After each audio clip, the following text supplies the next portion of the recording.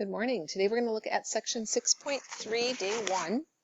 Our target today is to be able to add and subtract rational expressions. So we have been multiplying and dividing them. Now we're looking at adding and subtracting. In order to be able to do that, we have to be able to combine like radicals.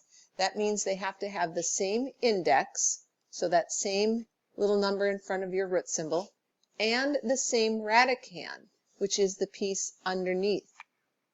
Okay? So our property here for combining radical expressions says use the distributive property to add or subtract like radicals. So if you have a times the nth root of x and you're adding b times the nth root of x, you can add the a and b numbers together and keep the nth root of x. Same with subtraction. We just subtract the a and b values. So our steps to adding and subtracting radicals. We want to simplify the radical. So if there's something that can be pulled out from under that root symbol, we want to do that. Then we're going to check to see if we have like radicals. Are they the same kind of term? If they are, we add and subtract the coefficients that are outside of the radicals, but we do not change the radicand. We don't change the piece inside. So a couple examples.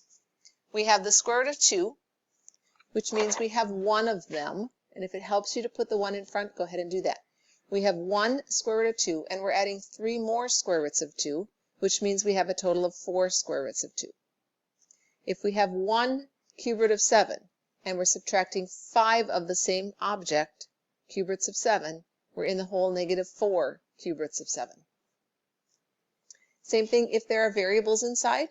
We have 1 square root of 5xy, we're adding 8 more of those same things. We end up with 9 of them. Here we have 1 cube root of 9x squared y.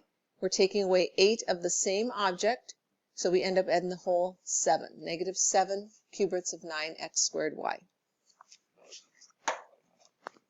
So note that this means the following cannot combine because they are not like radicals. Right? They're both square roots, but the radicand is not the same.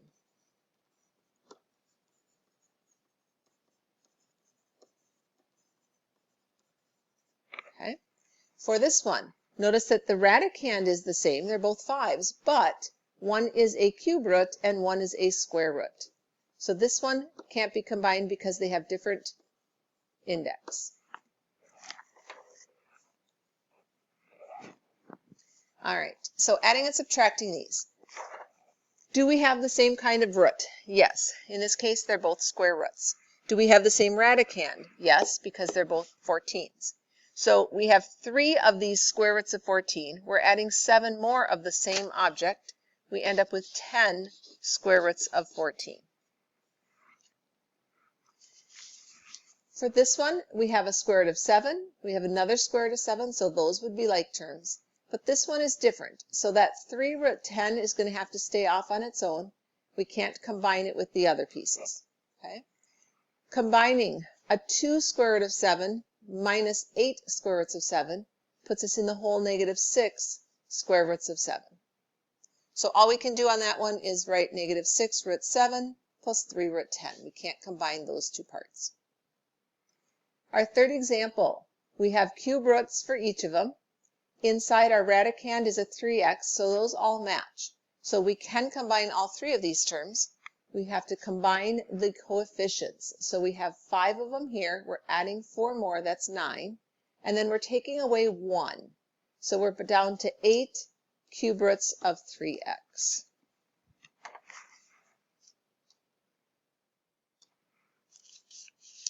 So don't forget when you need to simplify the radicals first. So when I first glance at this one, I say, well, I can't combine them because they're all different radicands. However, inside this 12 and inside this 75, we do have some perfect squares that we could factor out. Okay, so we think of this as a 4 times 3, which gets us a 2 square root of 3. And we can also do the square root of x squared. That's going to turn into just an x. So the 4 comes out as a 2. The square root of x squared comes out as an x. And then we still have a root 3 remaining. On the second part, we can split that 75 into 25 times 3. The square root of 25 is 5. We still will have a root 3 left. And we can take the square root of x squared and get a plain x. For this last one, the only thing that we can pull out is that x squared. It's going to come out as a single x. We still have a root 3 left. So now all of them match. We have 2 x root 3's. We're adding 5 more x root 3's. So we're at 7 x root 3. And then we're subtracting 1 of our x root 3's. Whoops, root 3. So we end up with 6x root 3.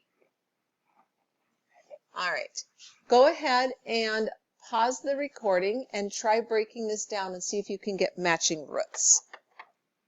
Turn the video back on when you are ready.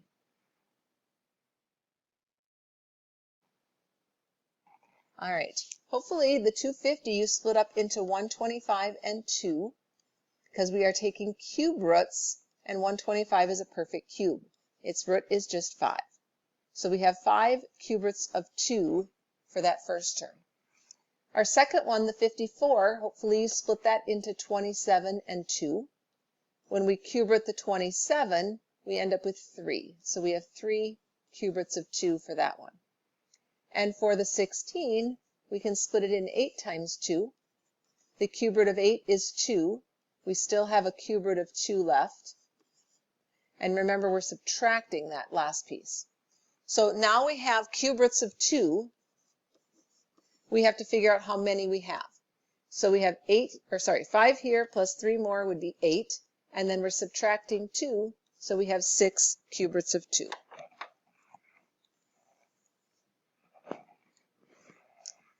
All right, this one says, in the stained glass window design, the side of each small square is 5 inches. Find the perimeter of the window to the nearest tenth of an inch. So if we look at our picture here, what they're telling me is that for this square, each side is 5 inches. Okay? Same with this one. This would be 5, this would be 5. This would be 5, this would be 5. But the dimensions on the exterior, those are not sides of a square. That's actually a diagonal of the square. So if you picture a square that's 5 by 5, and we need the diagonal, we have to think of that as being the hypotenuse of that right triangle. To find that hypotenuse, we can use Pythagorean Theorem. A squared plus b squared equals c squared. C is our hypotenuse. So our two sides, our a and b's, are both 5. 5 squared plus 5 squared is c squared. 5 squared is 25 plus another 25, we have 50. So that means that diagonal is the square root of 50. Okay, now, how many of those do we have? Well, we've got 1 here, 1 here. So there's 2 on those sides. And on the top and bottom, we have 1, 2, 3. So we have a total of 10 of those diagonals to make up our perimeter.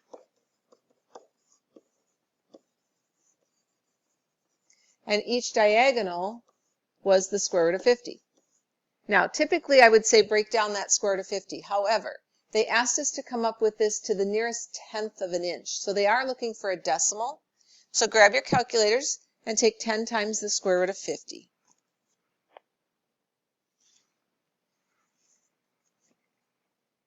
All right, you should be getting 70.7 inches.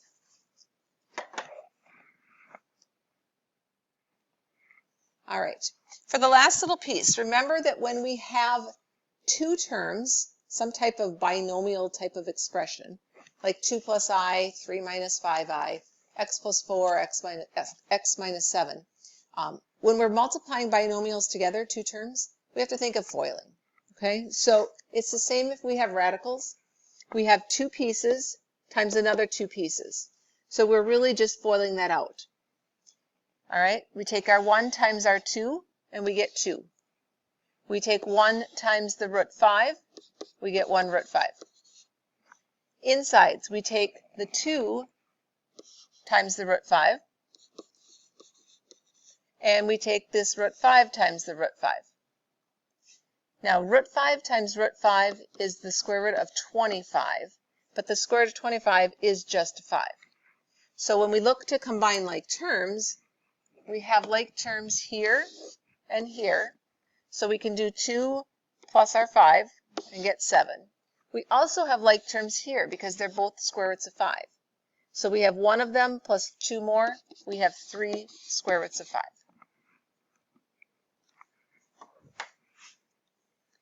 Now, you have to be a little more careful when there's numbers both inside and outside of our square roots. So again, think of FOILing. Our first term, we have 2 times 5, which gets us 10. Our outsides, we have 2 times a negative 4 root 2. We can multiply the numbers that are both outside, so we can multiply that 2 and negative 4 to get us a negative 8 root 2. Insides, we're multiplying a 5 with a root 3. And our last term, we are multiplying 5 times a root 3. Our last term would be a root 3 times a negative 4 root 2. So again, we can multiply numbers if they're both inside. We can multiply numbers if they're both outside. So this last term here is going to become a negative 4 root 6. Now, we look to see if we have any like terms. This one doesn't have any kind of radical symbol, it's just a plain 10. This one has a square root of 2, this one has a square root of 3, and this one has a square root of 6. So none of them are like terms. So all we can do is leave it the way we have it. All right, for our last one, we have the square root of y times the square root of y. That gets me the square root of y squared. But the square root of y squared is just y. Okay, outsides, we have the square root of y times negative 7 root 2. Let me clean that up a little bit here.